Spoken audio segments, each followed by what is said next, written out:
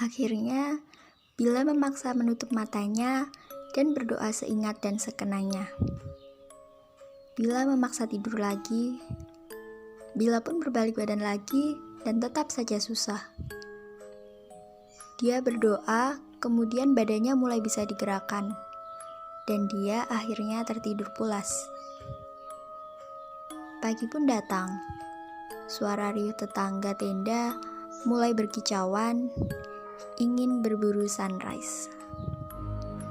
Para pejuang senja mulai berbondong-bondong melantunkan jejak kaki dan debu beterbangan. Sesak, perih, dan kotor itu sebuah bonus. Bila masih teringat kejadian tadi malam, apakah sosok itu masih di belakang? Perlahan, dan perlahan, dia mencoba membalikkan badan dan alhamdulillah sosok itu sudah tidak ada. Bila pun merasa lega. Kemudian Bila meraih resleting pintu tenda dan baru juga separuh pintu terbuka, di depan tenda sudah ada perempuan berjubah putih duduk tersipu malu. Hanya diam seperti merenung. Dia tutup lagi tenda dengan perlahan. Bila sedikit mundur, tapi ada yang mengganjal tubuhnya. Dia menengok ke belakang, dan ternyata itu adalah perempuan tadi. "Ah, Bang Riki!" teriak Bila sangat keras. Sampai Riki, Lukman, dan Agus masuk secara paksa di tenda Bila. Bila menutup muka. Dia takut dan syok. "Bil, kenapa?" tanya Lukman. "Itu di depanku," jawab Bila.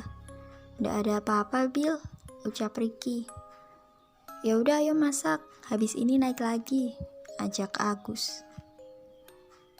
Bila pun ditenangkan oleh mereka, sembari bercanda dan membuat sarapan berupa bubur dan mie instan. Tapi, sialnya, perempuan berjubah putih itu masih di sekitar tenda mereka. Serasa betah sekali mengganggu mereka. Terlebih Bila yang sering terganggu. Selesai sarapan dan lain-lain, mereka putuskan untuk melanjutkan perjalanan menuju puncak. Tenda tetap berdiri dan mereka tinggalkan. Tapi mereka gembok resletingnya untuk jaga-jaga jika ada orang yang jahil mau mencuri apapun di tenda. Dari pos 2 menuju pos 3 memakan waktu 1 jam lebih karena medan yang amat sangat menanjak dan cukup curam. Tapi jiwa mereka tetap berkobar menyala meski hembusan debu selalu menerjang tubuh mereka. Sampailah di pos 3. Mereka masih menemui tanjakan setan menuju pos 4 Sabana 1. Tanjakan sangat vertikal dengan kecuraman yang lumayan. Jika melihat ke belakang, kita akan melihat gagahnya Gunung K yang terkenal itu, yang dapat ditempuh dalam waktu 1,5 jam. Sampai di pos 4 Sabana 1, mereka akhirnya bisa bernafas lega. Pemandangan sangat menawan, meski sedang musim kemarau kala itu. Edelweiss masih tumbuh subur dan indah. Bunga lambang keabadian yang hanya bisa difoto dan tidak untuk dipetik. Jangan meninggalkan apapun kecuali jejak, jangan mengambil apapun kecuali foto.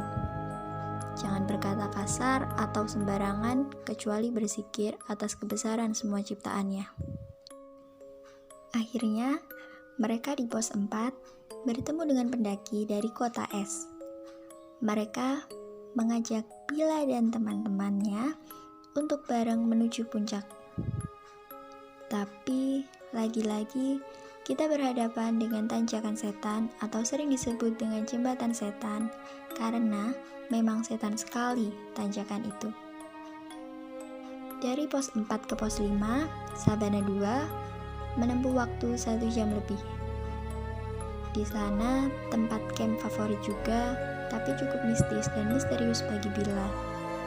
Karena dia pernah mendengar dari cerita langsung dari mulut Ed Balakarsa saat acara di tempat mereka. Di pos 5 Sabana 2, dapat kita lihat sabana membentang luas. Jika di musim penghujan, sabana di sini sangat menghijaukan mata. Bahkan rasanya ingin berlama-lama di sini dan tak ingin lanjut ke puncak jika sudah sampai di Sabana 2. Di atas pos 5, mereka dapat melihat langsung merbabu, yaitu puncak K yang sebelahnya puncak T. Tapi, semua tidaklah mudah, karena mereka harus berhadapan dengan tanjakan mesra atau tanjakan cinta. Di sini, mungkin banyak pendaki yang emosi, karena sedikitnya ada pasangan mendaki yang naik di tanjakan ini dengan bergandengan tangan. Tanjakan mesra merbabu menuju puncak, tapi setelah itu pasti melewati pasar setan atau pasar Dieng merbabu. Setelah dengan sekuat tenaga, mereka berada di bayang puncak Triangulasi dan Kenteng Songo di bawah pasar setan. Singkat cerita, mereka sampai di puncak K dan berfoto-foto dengan pendaki kota es. Tapi tak begitu lama, karena sudah menunjukkan pukul 2 siang. Rombongan Bila pun memutuskan untuk turun. "Bang, ayo turun, nanti pasti kita malam sampai base campnya," ajak Bila. "Ya udah, ayo Bil turun," jawab Ricky. Kami pun turun menuju Sabana 2. Masih dengan pemandangan yang enggan untuk cepat pergi dari sini.